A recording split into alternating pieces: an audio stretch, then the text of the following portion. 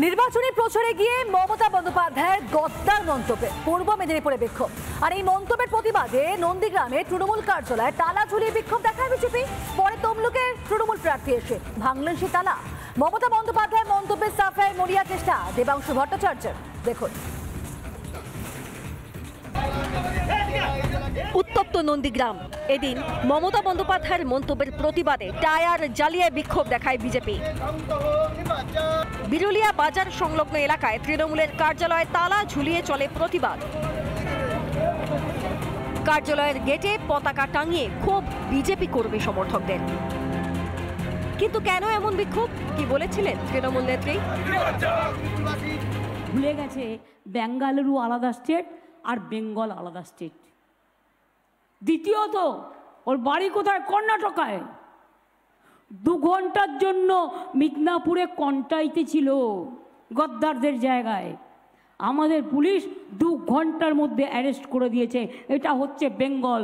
মনে রাখবেন, safest place in India. আর এই মন্তব্যের তীব্র নিন্দা করেছেন বিরোধী দলনেতা শুভেন্দু অধিকারী। মেদিনীপুরের লোককে গদ্দার বলেছে, আমাকে বলুন গোটা মেদিনীপুরকে গদ্দার বলেছে। এই মেদিনীপুরের লোকরা 10,000 লোক হাঁটছে, যে মাস্টারমশাই, ডাক্তার, এরা, এদের পরিবার 25শে মে জবাব দেবে। আপনি কাকে গদ্দার বলছেন? মেদিনীপুর না থাকলে আপনি দিদি থেকে দিদিমা হয়ে যেতেন, মুখ্যমন্ত্রী হতে পারে। এমন মন্তব্য করায় ক্ষমা চাইতে হবে মমতা বন্দ্যোপাধ্যায়কে, দাবি বিজেপির। বেলা গড়াতেই কর্মীদের নিয়ে দলীয় কার্যালয়ে যান তমলুকের তৃণমূল প্রার্থী দেবাংশু ভট্টাচার্য।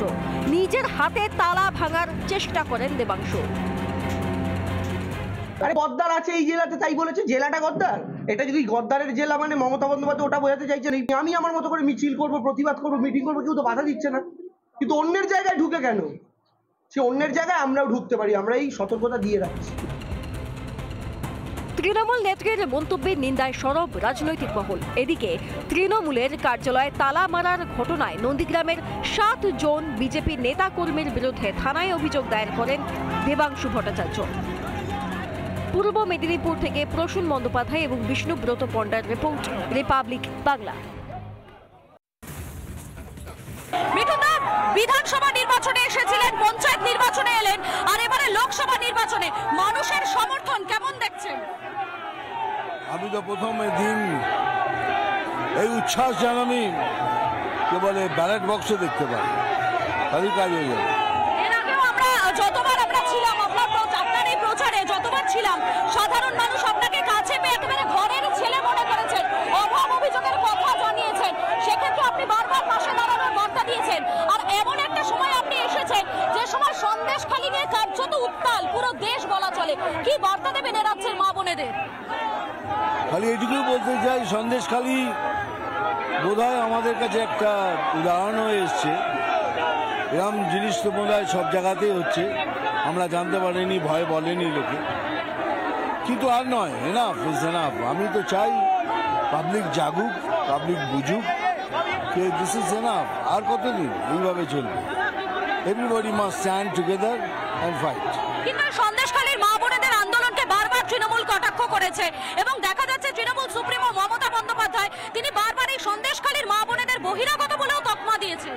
এটাই হয়, যখন কিছু খারাপ কাজ করেন সেটাকে ঢাকার জন্য আরো অনেক কিছু বলতে হয়। কিন্তু এটা ঢাকবে না, সত্য কোনদিন ঢাকে না।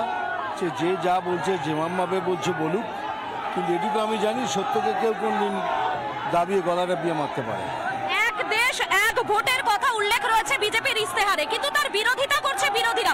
এটাতে সমস্যাটা কোথায় হতে পারে? এক দেশ এক ভোটের ক্ষেত্রে সমস্যা কোথায় হতে পারে? বিরোধীরা করবে, তবে হবে এটাই যেটা আমরা বলবো, যেটা বহু মত চাইবে, যে এক দেশ এক মত, এটাই হবে।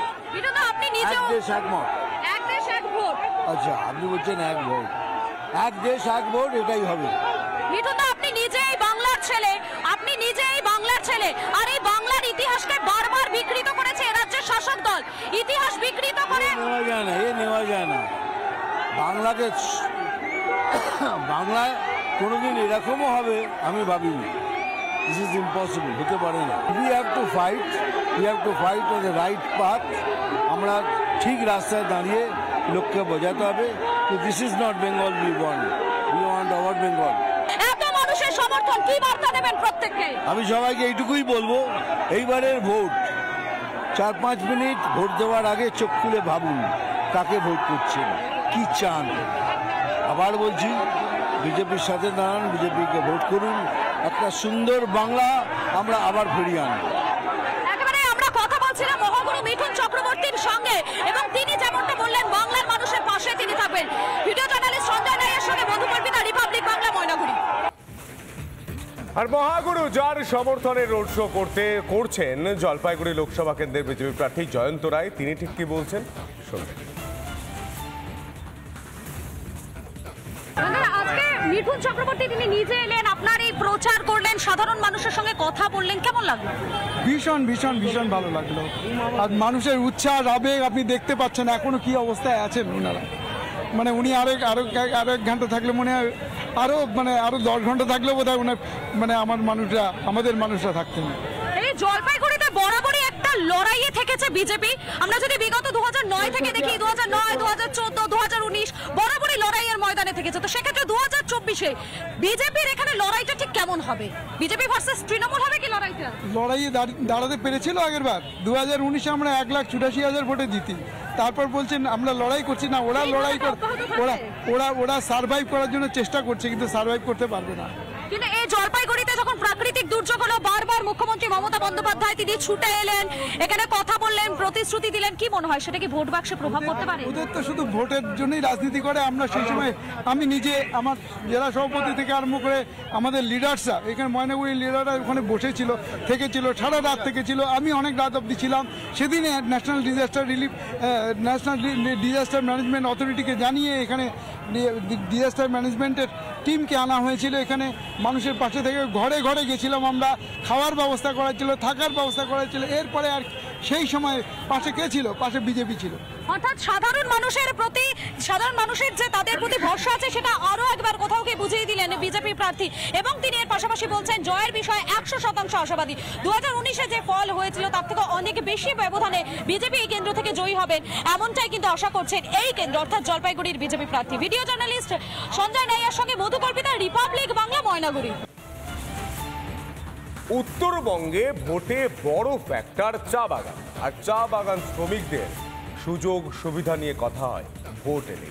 আর তারই বাগযুদ্ধ, কার্যত টক্কর আলিপুরদুয়ারের বিজেপি প্রার্থী ও তৃণমূল প্রার্থীর মধ্যে।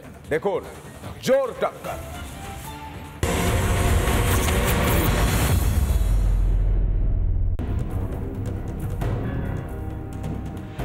আমি চা বাগানেরই ছেলে, বাগানের পলিটিক্স আমি ভালোভাবে বুঝি। চা বাগানে গেট মিটিং এখন না, আমি দীর্ঘদিন থেকে লড়াই করে উঠি। শ্রমিকদের যা অভিযোগ আছে, ওনারা দিনের পর দিন, মাসের পর মাস কাজ করে যাচ্ছেন, কিন্তু শ্রমিকরা বেতন পাচ্ছেন না। আমি চা বাগানেরই ছেলে, বাগানের পলিটিক্স আমি ভালোভাবে বুঝি। চা বাগানে গেট মিটিং এখন না, আমি দীর্ঘদিন থেকে লড়াই করে উঠে আসি। West negotiation settlement, bonus negotiation settlement থেকে নিয়ে লেবার ডিপার্টমেন্টের প্রত্যেকটা মিটিং অ্যাটেন্ড করেছি, এবং অনেকবার এসওপিতে বলেছি যে আনসার্টেন পিরিয়ডে উইদাউট নোটিফিকেশন কোনো বাগান যদি বন্ধ হয় তাহলে 3 মাসের ভিতরে কিন্তু বাগান অ্যামেন্ডমেন্ট হবে। তার সহ বন্ধ বাগানকে কেন্দ্রিত করে ফলোয় দেওয়া হচ্ছে, কিন্তু আমাদের টার্গেট এটা খোলানো। এখানে বেশি বাগান বন্ধ নাই, তবুও যতটুকু আছে ওই বাগানকে ফলোয় দেওয়া হচ্ছে, রাশনের ব্যবস্থা করা হচ্ছে। শ্রমিকদের যা অভিযোগ আছে, ওনারা দিনের পর দিন, মাসের পর মাস